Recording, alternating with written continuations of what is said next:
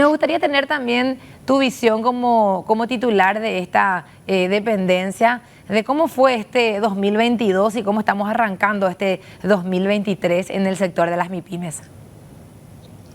Bueno, yo creo que el año 2022 fue un año de reacomodo a la actividad económica, luego de 2 años prácticamente de paro, 2020, me refiero a 2020-2021 por la situación de pandemia y las restricciones que tuvimos que asumir, eh, y eso afectó, digamos, de manera considerable a las MIPYMES. Y en el 2022 fue un año de vuelta, un año de regreso a la actividad económica, donde las MIPYMES, reitero, pudieron reacomodar, digamos, su negocio. Y durante la pandemia nosotros, a través del MIC y otras instituciones, pudimos brindar a las MIPYMES acceso al crédito a través del Fondo de Garantía para MIPYMES. O sea, pudimos garantizar esos créditos para que los bancos puedan conceder a las MIPYMES créditos que les permita, digamos, sostener sus negocios durante la situación de pandemia. Ya el año pasado, 2022, la actividad económica volvió a reactivarse y se volvieron a reacomodar los negocios. Y para este año 2023, según el Banco Central y otros organismos internacionales, hay perspectivas muy positivas para la actividad económica en nuestro país. Así que nosotros esperamos que este año volvamos a crecer, que nuestra economía vuelva a crecer y por supuesto que eso llegue a las MIPYMES, que éstas puedan volver a aumentar sus ventas este año y sostener y generar, ¿por qué no generar aún más empleos? ¿Cómo estamos en materia de números de financiamiento para las MIPYMES en este 2023? ¿Queda todavía buen margen de, por un lado, FOGAPI, el Fondo de Garantías de Paraguay, para las MIPYMES para que puedan acceder a los créditos?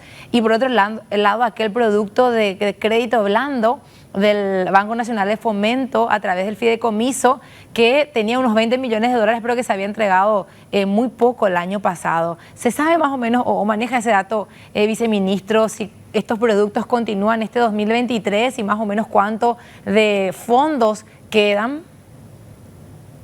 Bueno, el número exacto, la cantidad exacta de fondos que quedan, no tendría el número en este momento, pero sí que vamos a lanzar muy próximamente un boletín de acceso al crédito de MIPYMES, donde vamos a tener datos muy precisos.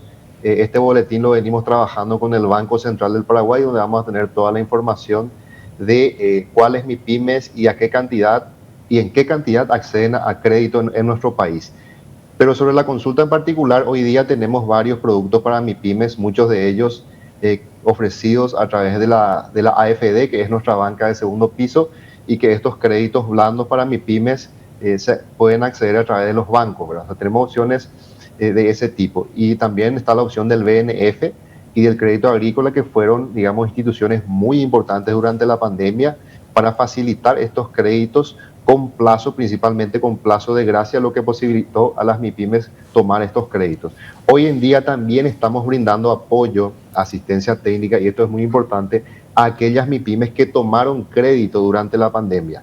Muy bien, pudieron acceder a crédito, ahora hay que pagar esos créditos. Y también brindamos un asesoramiento para que estas MIPYMES puedan ordenar sus finanzas y, ¿por qué no, volver a tomar otros créditos, realizar alguna ingeniería financiera interna dentro de sus negocios y que les permita continuar produciendo?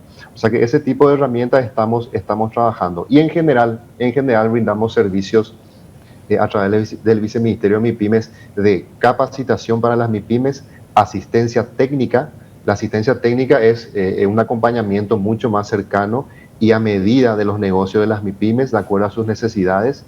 Y también vamos a ofrecer este año nuevamente algunos fondos concursables para financiamiento de proyectos de MIPYMES. Tanto fondos propios como fondos provenientes de la cooperación internacional. Entonces tenemos esos 3 tipos de herramientas: capacitación, asistencia técnica y fondos concursables disponibles para las MIPYMES. Sin duda eso es muy importante porque uno de los puntos débiles, además de lo que es la parte de formalización en el sector MIPYMES, es la capitalización, poder tener ese capital operativo para poder continuar trabajando y generando fuentes de trabajo. Ahora bien, hay una fuente justamente muy importante de recursos que es nada menos y nada más que el Estado mismo haciendo sus compras, y en ese sentido hay que recordar que ya tenemos esta ley de compras públicas, una ley nueva y que tiene dentro de su texto un componente MIPYME, justamente impulsado por los gremios del sector que lograron estar visibilizados en esa ley. ¿Hay alguna ya idea de cómo va a ser la reglamentación? Lo que en principio nos había adelantado el director de contrataciones y viceministro era que había un plazo de 5 años para cumplirse este cupo del 20% que tiene que destinarse de todas las compras públicas al sector MIPYMES, y también un monto específico, es decir, cuando la compra es menor a determinado monto, tiene que destinarse sí o sí a las MIPYMES, cuando son montos pequeños. ¿Hay una idea ya de la recomendación? No sé si hace el viceministerio de MIPYMES o si trabaja también dentro de la mesa técnica con Hacienda o con algunos otros entes en lo que va a ser esa reglamentación de la ley. Sí, de hecho nosotros hemos participado muy de cerca en el proceso de sanción y promulgación de la ley, de la nueva ley de contrataciones públicas, donde se prevé una reserva de mercado del 20% para las MIPYMES. ¿Y por qué 20%? ¿Verdad? Porque justamente desde el MIC, en conjunto con la Dirección Nacional de Contrataciones Públicas, habíamos realizado un estudio para saber el estado del arte, o sea, para saber hoy día qué porcentaje del monto de contrataciones va para MIPYMES y cuántas MIPYMES acceden a contrataciones públicas. Y de ahí salió el número de que poco menos del 10% del monto total adjudicado va para MIPYMES. Y del total de empresas, cerca del 30% de las que acceden son MIPYMES. O sea, pero el tema del monto solamente, creo que era alrededor del 9%, solamente el 9% va destinado a MIPYMES. También sabemos a qué modalidad, a qué tipo de modalidad acceden mayormente las MIPYMES, si es licitación pública, si es concurso de ofertas o contratación directa. Y encontramos de manera lógica, digamos, que la mayoría de las MIPYMES accede a la modalidad de contratación directa, porque son montos menores y de repente los pliegos son menos exigentes, ¿verdad? Entonces nosotros quisimos asegurar de que en la nueva ley se le permita a las MIPYMES competir en igualdad de condiciones con las demás empresas, y también que se garantice esa competencia al mismo nivel de escala, no que una micro tenga que competir con una gran empresa, porque ahí, digamos, tiene muy pocas chances de acceder. Entonces, que se pueda igualar la cancha para que las MIPYMES también puedan tener acceso a ser proveedoras del Estado. Y entonces se prevé ese número, aumentar ese número del 10% que rondaba los 400 millones de dólares, llegar a los 800 millones de dólares en ese plazo que te explicó muy bien el director nacional de contrataciones públicas.